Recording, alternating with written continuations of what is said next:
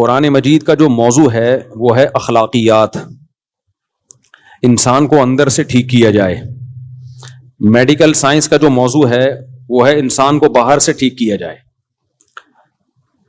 گھٹنوں میں درد ہے، ڈاکٹر ٹھیک کر دے گا، دل میں پین ہو رہا ہے، ڈاکٹر ٹھیک کر دے گا۔ لیکن جو اندر کی بیماریاں ہیں جس کو روحانی بیماریاں کہتے ہیں، آپ کے دل میں حسد ہے، بغض ہے، دنیا کی محبت ہے، تکبر ہے، تو یہ چیزیں ڈاکٹروں کا کام نہیں ہے ٹھیک کرنا، بلکہ یہ ڈاکٹروں میں بھی ہو سکتی ہیں۔ ہو سکتی کیا ہیں؟ ہوتی ہیں۔ یہ سائنسدانوں میں بھی ہوتی ہیں، سیاستدانوں میں بھی ہوتی ہیں۔ خواہشات کی پیروی کرنا، قرآن کہتا ہے افرأیت من اتخذ الہہ ہواہ، کیا آپ نے اس شخص کو دیکھا جو اپنی خواہشات کو خدا بناتا ہے، اس کا جو دل چاہتا ہے وہ کرتا ہے۔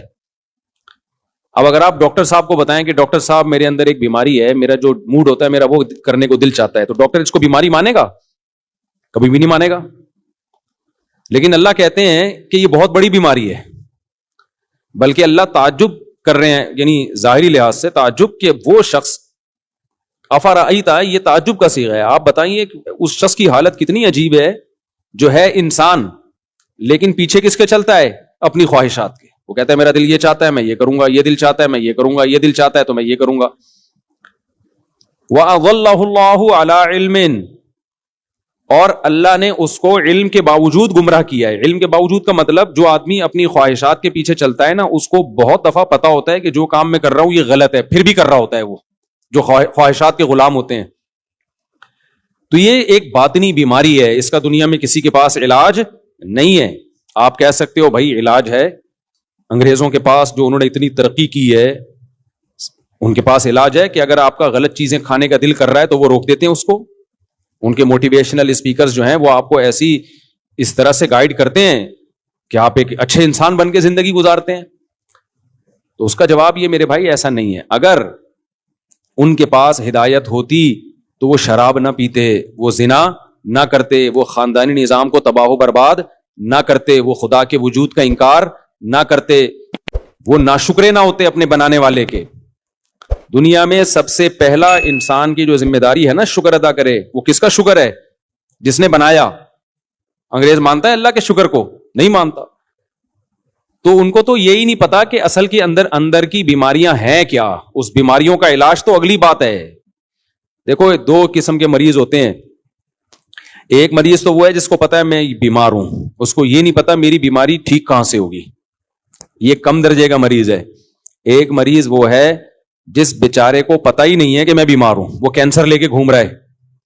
میں اکثر ایک واقعہ سناتا ہوں، ہمارے ایک ریلیٹیو وہ گئے ڈاکٹر کے پاس، کوئی مسئلہ تھا ان کو ہلکا پھلکا سا، ڈاکٹر نے پورا الٹرا ساؤنڈ ایم آر آئی وغیرہ کرائی تو گردے میں کینسر نکلا۔ اب گردے کے کینسر کا تو کسی کو وہم بھی نہیں تھا کہ ان کے گردے میں کبھی کڈنی میں درد بھی نہیں ہوا۔ ڈاکٹر نے کہا یہ جو آپ مسئلہ بتا رہے ہو بھائی یہ تو چھوٹا مسئلہ ہے، اصل تو کچھ اور ہے۔ تو ان کا پورا گردہ آپریشن ہو کے نکلا، بہرحال بچ گئے وہ، کیونکہ اگر وہ تھوڑا دیر کر دیتے، اب وہ گردے کا ٹیسٹ کرانے تھوڑی گئے تھے، وہ تو ویسے ہی کسی کام کے سلسلے میں گئے تھے، نکل کے آیا کڈنی کا کینسر۔ تو بعض دفعہ انسان کو جو بیماری ہوتی ہے اس بیماری کا اس کو علم ہوتا ہی نہیں ہے، تو یہ زیادہ بڑی بیماری ہے۔ ویڈیو نہیں بنا میرے بھائی، تو یہ زیادہ بڑی بیماری ہے، ایک چھوٹی جی اچھا پھر صحیح ہے۔ تو یہ چھوٹی بیماری ہے کہ آپ کو اپنی بیماری کا علم ہو، اور یہ بڑی بیماری ہے کہ آپ کو اپنی بیماری کا علم ہے ہی نہیں۔ تو کافر جو ہے وہ چھوٹا بیمار نہیں ہے، وہ بڑا بیمار ہے، وہ بڑا بیمار ہے، اس کو یہ پتہ ہی نہیں ہے کہ میرے اندر بیماریاں ہیں کیا، ناشکری۔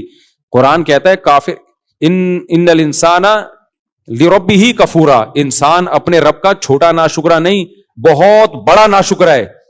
تو آپ ایک بات بتاؤ، شکر گزار اچھا ہوتا ہے، ناشکرا اچھا ہوتا ہے، یا شکر گزار اچھا ہوتا ہے؟ شکر گزار اچھا ہوتا ہے نا، ناشکرا غیر اخلاقی حرکت ہے نا۔ تو اللہ کہتے ہیں سارے کافر کیا ہیں؟ ناشکرے۔ اور ہم کہتے ہیں کہ سارے کافر کیا ہیں؟ مسلمانوں سے اچھے۔ ہم کہہ رہے ہوتے ہیں نا منہ سے، ارے مسلمانوں سے اچھے ہیں، تو اللہ ان کو یہ کیوں کہہ رہا ہے کہ یہ بہت بڑے ناشکرے ہیں؟ یہ وجہ کیا ہے کہ وہ یہ فیصلہ ہی نہیں کر پا رہے ہیں کہ اصل بیماری ہے کیا، غیر اخلاقی کام ہے کیا۔ انہوں نے خود سے غیر اخلاقی اور اخلاقی کا معیار متعین کر لیا، خود سے۔ زنا کرنے والے کو برا نہیں سمجھتے وہ، ماں باپ کے ساتھ برا سلوک کرنے والے کو برا نہیں سمجھتے وہ، شراب پینے والے کو برا نہیں سمجھتے وہ، اللہ کا انکار کرنا، اللہ کے ساتھ غیروں کو شریک کرنا، اس کو برا نہیں سمجھتے وہ۔ تو اس لیے اللہ تعالیٰ نے قرآن مجید اس لیے نازل کیا کہ اللہ نے فرمایا فیہ شفاء لما فی الصدور، تمہارے سینوں کے اندر جو بیماریاں چھپی ہوئی ہیں، جو برائیاں چھپی ہوئی ہیں، اس سے شفا صرف اور صرف قرآن سے ملے گی، قرآن کے علاوہ کوئی اور ذریعہ نہیں ہے۔ تو اب یہ جو میں نے آیت پڑھی ہے نا، اس میں بھی اللہ نے انسان کی اخلاقی بیماری کا تذکرہ کیا کہ ایک بہت بڑا ٹیکنیکل فالٹ انسان میں پایا جاتا ہے، ان الانسان خلق ہلوعا اذا مسہ الشر جزوعا واذا مسہ الخیر منوعا۔ فرمایا بہت بڑا ٹیکنیکل فالٹ یہ ہے، مینوفیکچرنگ فالٹ ہے انسان کے اندر، کہ جب اسے کوئی مصیبت آتی ہے تو یہ اس مصیبت میں بے صبرا ہو جاتا ہے، حالانکہ یہ نہیں دیکھتا کہ یہ مصیبت دی کس نے ہے، اللہ نے۔ تو جو خدا مصیبت دے سکتا ہے وہ مصیبت ہٹانے پر قدرت رکھتا ہے کہ نہیں رکھتا؟ کیوں نہیں بھائی قدرت رکھتا وہ؟ تو یہ مایوس ہونا شروع ہو جاتا ہے۔ تو کافر کے اندر ایک ٹیکنیکل فالٹ کیا ہے؟ مصیبتوں میں کیا ہونا؟ مایوس۔ دوسروں کو وہ سمجھا رہے ہوں گے مایوسی بری چیز ہے، ان کے ڈاکٹر خود مایوس ہو رہے ہوں گے۔ میں اس پر ایک چٹکلا مجھے یاد آتا ہے، پہلے ایک ڈاکٹر تھے، بڑے زبردست نفسیاتی ڈاکٹر، وہ خود ڈپریشن میں چلے گئے تھے ایک دفعہ۔ وہ خود بتا رہے ہیں کہ مجھے خود انہوں نے بتایا کہ میں لوگوں کی ڈپریشن کا علاج کرتا تھا، ایک دفعہ مجھے کوئی ٹینشن ہوئی تو میں ڈپریشن میں چلا گیا اور کہنے لگا میرا علاج کون کرے گا؟ تو بھائی ڈاکٹر کے پاس بھی علاج نہیں ہے اس کا۔ تو مجھے وہ اس پہ ایک چٹکلا یاد آتا ہے، ایک آدمی جو تھا نا، اس کی لاٹری میں 5 کروڑ روپے نکلے۔ کتنے روپے؟ 5 کروڑ روپے۔ اب غریب آدمی تھا، اس کو کمپنی جا کے بتا دیتی تمہارا 5 کروڑ روپے نکلا ہے، تو ڈر یہ تھا کہ خوشی سے مر نہ جائے گی، بھائی ایک دم بتا دیں گے تمہارے۔ اس نے تو چلتے ہوئے کوئی لاٹری ایسی خرید لی کہ یار 5 روپے کی مل رہی ہے، نکل کتنے آئے؟ 5 کروڑ۔ اس کو اب کمپنی کو ڈر یہ تھا کہ ہم نے اس کو بتایا نا تمہارے 5 کروڑ نکلے تو یہ خوشی سے کیا ہو جائے گا؟ مر نہ جائے۔ تو کمپنی نے ایک ڈاکٹر، ایک نفسیاتی، جو نفسیات کا علم، نفسیاتی ڈاکٹر کہنا نہیں چاہیے، وہ ڈاکٹر ہی نفسیاتی ہے تو پھر وہ کیا علاج کرے گا؟ ایک ڈاکٹر نے مجھے کہا یار ہم نفسیاتی ڈاکٹر تھوڑی ہیں، ہم تو بالکل نارمل ڈاکٹر ہیں۔ نفسیاتی تو اسے کہتے ہیں جو خود پاگل ہو چکا ہو نا، نفسیات کا علاج کرنے والے ڈاکٹر، سائیکولوجسٹ، سائیکیٹرسٹ تو میڈیسن وغیرہ کے ذریعے کرتا ہے نا، وہ بھی ٹھیک ہے، چلو ہمیں ابھی کوئی۔ تو ڈاکٹر کو ہائر کیا کہ اس کو جا کے تم نے بتانے کہ 5 کروڑ روپے نکلے، لیکن اس طرح سے بتانا کہ یہ مر نہ جائے کہیں خوشی سے۔ ڈاکٹر نے کہا، کوئی بھی غریب ڈاکٹر تھا، اس نے کہا کوئی مسئلہ نہیں ہے۔ ڈاکٹر گیا اس کے پاس آرام آرام سے بتانے کے لیے نا، کہتے دیکھو تمہارے نا 5 لاکھ روپے نکلے ہیں، تو میں تمہیں 5 لاکھ روپے دوں گا، لاٹری میں 5 لاکھ روپے نکلیں تو تم کیا کرو گے اس 5 لاکھ کا؟ اس نے کہا یار زبردست، یہ تو بڑا زبردست ہے، میں 5 لاکھ روپے کا یہ بناؤں گا، عمرہ کروں گا، فلانا کروں گا، ڈمکانا کروں گا۔ اچھا، کہہ رہے نہیں ایکچولی تمہارے 10 لاکھ روپے نکلے ہیں۔ آہستہ آہستہ اس کو عادی بنا رہے۔ تو اب بتا تو 10 لاکھ کا کیا کرے گا جب میں تجھے 10 لاکھ دوں گا؟ اس نے کہا 10 لاکھ کا پھر میں یہ کروں گا، اور کچھ چیزیں بتا دی، ہوتے ہوتے 2 لاکھ، 3 لاکھ، 1 کروڑ، 2 کروڑ، 3 کروڑ، 4 کروڑ۔ جب 5 کروڑ پہ آیا نا، بولا یار تیرے 5 کروڑ نکلے، بتا تو کیا کرے گا؟ کہہ رہے میں سارے تجھے دے دوں گا۔ تو ڈاکٹر مر گیا خوشی سے۔ سمجھ رہے ہیں نا، جو ڈاکٹر ہے نا وہ کلٹی۔ وجہ کیا ہے بھائی؟ اس کو تو سنبھالنے والا ڈاکٹر تھا، وہی خبر جب ڈاکٹر کو ملے گی اس کو کون سمجھائے گا؟ سمجھ میں آ رہی ہے بات؟ وہ بھی تو عام انسانوں کی طرح کا ایک انسان ہے نا۔ تو یہ جو ڈپریشن کے ڈاکٹر ہوتے ہیں نا، آپ کی ڈپریشن ختم کرنے والے اور آپ کے مسائل کا حل کرنے والے، بھائی یہ بھی ہماری طرح کے کیا ہیں؟ انسان۔ یہ نہیں کر سکتے آپ کی اسٹریس، تھوڑی بہت میڈیسن اور تھوڑی بہت چیزیں ہوتی ہیں ان کے پاس، اس سے زیادہ کچھ بھی نہیں ہے۔ یہ خود پریشانیوں میں پاگل ہو جاتے ہیں بیچارے، کیونکہ انسان کی امید کا واحد ذریعہ صرف اور صرف کون ہے؟ اللہ ہے۔ اللہ نے قرآن مجید میں ہمارے سامنے ایسے واقعات پیغمبروں کے سنائے جن کو جو ٹینشنیں پہنچی تھیں، جو پریشانیاں پہنچی تھیں، ہم ان کا تصور بھی نہیں کر سکتے۔ ایسی ایسی پریشانیاں پہنچی ہیں، مگر ان پریشانیوں میں انہوں نے صبر کیسے کیا؟ کیا وہ ڈاکٹر کے پاس گئے تھے؟ بولو بھائی کیا ہو گیا؟ دیکھو ابراہیم علیہ السلام کو کتنی بڑی پریشانی، ان کو قوم نے اٹھا کے آگ میں ڈال دیا، پوری قوم ان کی دشمن ہو گئی، تنہا۔ ابھی یہ امریکہ سے آئے ہیں، 2 شادیاں کی انہوں نے۔ میں ان کے علاقے میں بھی گیا ہوں، سان فرانسسکو، آپ کے گاؤں کے لوگ بھی سن رہے ہوں گے یہ بیان۔ ان کا علاقہ ہے لاس اینجلس سے نا بالکل ویسٹ امریکہ. تو میں نے جب یہاں بیان کیا تو میں نے ان لوگوں نے سوال پوچھا کہ 2 شادیاں کرنی چاہیے. میں نے کہا بھائی وہ امریکہ میں کیوں بولوں کہ 2 شادیاں کرنی چاہیے, وہاں الیگل ہے تو مجھے پکڑیں گے, تو کرنے اپنی ذمہ داری پہ کرو. تو ان کے گاؤں کے لوگ بڑے خوش ہو گئے کہ دیکھو مفتی صاحب کہہ کے گئے یہ نہیں کرنی چاہیے, حالانکہ میں نے یہ نہیں کہا تھا کہ نہیں کرنی چاہیے. یہ مجھے بتا رہے ہیں وہاں یہ پھیلا ہوا ہے کہ مفتی صاحب نے بولا یہاں نہیں کرنی چاہیے. خواتین بہت خوش ہے, حالانکہ میں نے یہ نہیں بولا. میرا مقصد ہے کرنا ہے تو مجھے کیوں پھنسوا رہے ہو بھائی تم. تو اب یہ جب انہوں نے دوسری کی, انہوں نے مجھے ابھی عصر کے بعد یہ ملنے آئے تھے, انہوں نے پورا واقعہ سنایا. بالکل اکیلا ہو گیا, میں بالکل ڈپریشن میں چلا گیا, میں بالکل تنہا ہو گیا, خاندان میں کوئی ساتھ دینے والا نہیں, یہاں تک کہ جن دوستوں نے کہا تھا تو ہمت تو کر ہم ہیں تیرے پیچھے, وہ بھی بھاگ گئے. تو میں نے ان سے کہا میرے ساتھ بھی ایسا ہی ہوا تھا, جنہوں نے دوسری شادی میں اٹینڈ ہونے کے وعدے کیے ہوئے تھے نا مجھ سے, وہ بھی عین موقع پہ بھاگ گئے. انسان تنہا ہو جاتا ہے. تو اب یہ نہیں کہ پوری دنیا ان سے کٹ گئی ہے, چند لوگ خاندان کے کٹ گئے, تو کتنی اسٹریس اور ڈپریشن اس بندے نے محسوس کی ہوگی. سوچو ابراہیم علیہ السلام سے تو پوری دنیا کٹ گئی تھی, ایک شخص بھی ان کا ساتھ دینے والا نہیں ہے. بعد میں جا کے لوط علیہ الصلوۃ والسلام جو ان کے بھانجے, وہ ایمان لے کر آئے. بھانجا تو چھوٹا ہوتا ہے نا بہت. تو اور پھر ابراہیم علیہ السلام اپنے والد کو کیسے سمجھا رہے ہیں, یا ابتی لم تعبدوا, اے میرے پیارے ابا آپ ان بتوں کی عبادت کیوں کر رہے ہو, یہ آپ کو نفع نہیں دے سکتے, آپ کو نقصان نہیں دے سکتے. پیار سے سمجھا رہے ہیں, اور آگے رپلائی کیا آ رہا ہے کہ لئن لم تنتہی لارجمنک, اے ابراہیم تو دعوت سے باز نہیں آیا, پتھروں سے مار کے ہلاک کروں گا میں تجھے, معاذ اللہ. اتنا سخت رپلائی جب باپ کی طرف سے بیٹے کو گیا ہے, کس قدر اسٹریس ہوئی ہوگی کہ نہیں ہوئی ہوگی.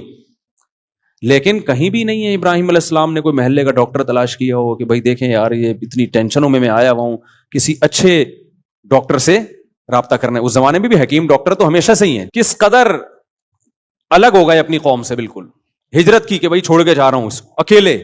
اللہ نے مدد کی, حضرت ہاجرہ آپ کو ملی, حضرت سارہ آپ کو ملی, آپ کی 2 ازواج.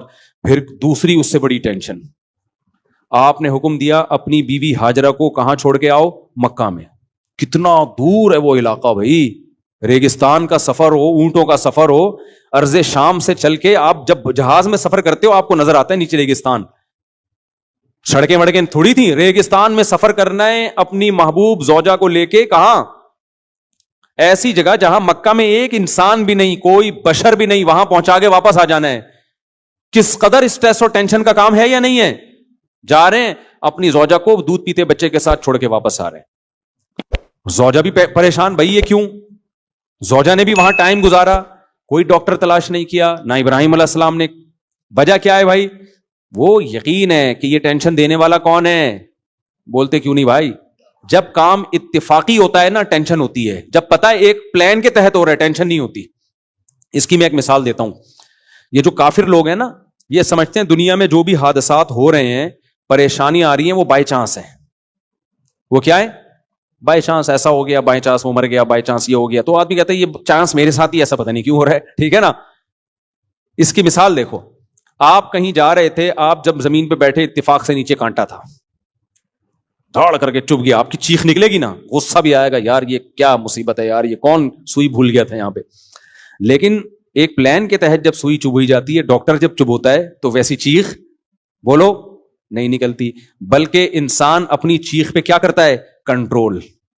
بلکہ ڈاکٹر بھی کہتا ہے کنٹرول, یہ خود نہیں لگ رہی ہے, باقاعدہ میں لگا رہا ہوں. آپ کو تسلی بھی ہوتی ہے یار یہ ڈاکٹر ہے, یہ میرا خیر خواہ ہے, یہ میرے فائدے کے لیے ٹیکا لگا رہا ہے. مسلمان کو یہ پتا ہوتا ہے کہ جو پریشانیاں میرے اوپر آ رہی ہیں بائی چانس نہیں آ رہی ہیں, یہ پریشانیاں کون دے رہا ہے, اللہ. اور اللہ ظالم نہیں ہے, اللہ میرا خیر خواہ ہے, یہ خود بخود نہیں آ رہی, وہ دے رہا ہے مجھے آزمانے کے لیے, مجھے بنانے کے لیے, میرے گناہ معاف کرنے کے لیے, میرے درجات بلند کرنے کے لیے. یہ دنیا دارالامتحان ہے, یہ آزمائش کی جگہ ہے, یہ پیڑے کھانے کی جگہ نہیں ہے. یہ وہ جذبہ ہے جو کافر کے پاس نہیں ہوتا. سمجھتے ہو کہ نہیں سمجھتے؟ کافر اس بہت بڑی نعمت سے محروم ہے, اس کو پتہ ہی نہیں. لہذا ان کے ڈاکٹر بھی جب پریشان ہوتے ہیں نا تو وہ بھی ڈپریشن میں جاتے ہیں, نیند کی گولیاں کھا کھا کے سوتے رہیں گے, وہ ایک الگ بات ہے, لیکن وہ بھی ٹینشن میں جاتے ہیں. ابراہیم علیہ السلام کو دیکھ لو, حضرت ہاجرہ نے جب پوچھا نا ابراہیم علیہ السلام سے آپ مجھے یہاں کیوں چھوڑ کے جا رہے ہیں, تو انہوں نے فرمایا اللہ کا حکم ہے. فرمایا, بخاری کی حدیث ہے, اذ اللہ یضیعنا, اگر یہ اللہ کا آرڈر ہے پھر اللہ ہمیں کبھی بھی ضائع نہیں کرے گا. جب اللہ کی طرف سے کوئی پریشانی آتی ہے تو اللہ نقصان پہنچانے کے لیے وہ پریشانی نہیں دے رہا ہوتا. یعقوب علیہ السلام کو دیکھ لو، قرآن میں واقعات بھرے ہوئے ہیں. یونس علیہ السلام مچھلی کے پیٹ میں گئے، وہاں انہوں نے اللہ کو یاد کیا. تو میرے بھائی، جس کی زندگی میں اللہ ان ہوگا اس کی زندگی ڈپریشن اور پریشانیوں سے پاک ہوگی. جس کی زندگی میں اللہ نہیں ہے وہ ٹینشن دور کرنے کے لیے گٹکے بھی کھائے گا، وہ ٹینشن دور کرنے کے لیے شراب بھی پیے گا، وہ ٹینشن دور کرنے کے لیے چرس بھی، بولتے کیوں نہیں، پیے گا، وہ ٹینشن دور کرنے کے لیے زنا بھی کرے گا، وہ ٹینشن دور کرنے کے لیے مار دھاڑ بھی کرے گا. بعض دفعہ ڈپریشن میں ہوتا ہے اٹھا اٹھا کے سر مار رہا ہوتا ہے دیواروں سے، کیونکہ اس کے پاس کوئی حل ہی نہیں ہے اس کا. تو کافر یہ سارے کام کرتا ہے لیکن پھر بھی بہت نیک بنا ہوا ہے. آئیے ہمارے پاس ہے ڈپریشن کا علاج، آئیے ہمارے پاس ہے ٹینشن کا علاج. بھائی تمہارے پاس ٹینشن کا علاج ہوتا، نشہ سب سے زیادہ تمہارے ملکوں میں نہ ہوتا، شراب سب سے زیادہ تمہارے ملکوں میں نہ ہوتی. تو مسلمان بڑی بڑی پریشانیاں اٹھا کے بھی خوش رہ سکتا ہے، کافر چھوٹی سی پریشانی میں بھی خوش نہیں رہ سکتا.